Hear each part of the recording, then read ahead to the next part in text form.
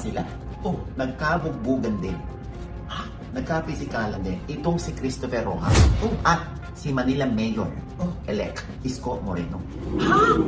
Bakit? Ay, hayaan natin si Christopher at si Gladys ang magkwento niyan. May nakagat din ba? Hindi nag-react lang. Kaya napunta sa ganun. Na hindi natin alam na meron palang ganun naganap nung araw. Nung araw naman ito, naikwento lang naman ni Christopher. Sa The Issue.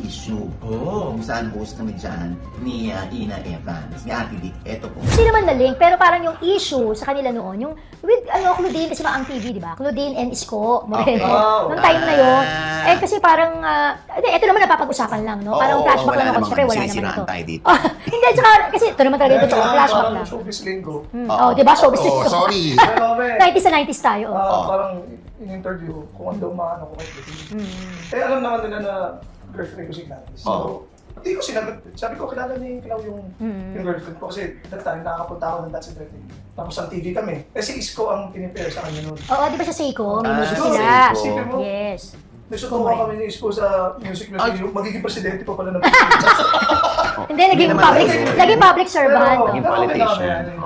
Yun lang, mga ganun. Hindi nila alam yun na nagsuntukan pala si Isko sa si Christopher Rojas. Grabe yun, Si Kuya Germs nag-referee? Hindi! Pinatawag siya! Nasa Dats na ba ako nun? Nakapunta ako ng That's sa kanya. Nag-Darcy group ako. Siyempre, parang magkatapat nun sa show ay ang TV tsaka That's Entertainment. Ang bata ka pa nito, paano? Sandali muna, bakit umabot dun sa nagsuntukan kayo sa Music Museum pag naganap? Siguro mga bata kami, no? Hindi kami pareho na. Actually, may ibang may type kay Claudine. Kaibigan niya yun. So, parang sa kanya humingi ng sa Claudine Sabi na, sa akin, Chris, Oo. sabi mo muna si... to be fair naman si Isko. Mabait naman eh. Nakakabati ako siya. Kaya bakit sinuntok mo? Hindi, yung time na yun. Siya mga bata pa. Siyempre, bata pa rin si Isko. Lalaki ko siguro na... Na-offend siguro si Isko na, bakit ako ko lang? Kilala ko naman yung girlfriend. Oh.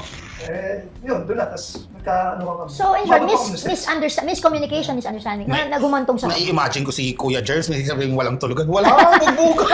Oo nga, ano? Walang buga. Bata pa sila noon. Oo.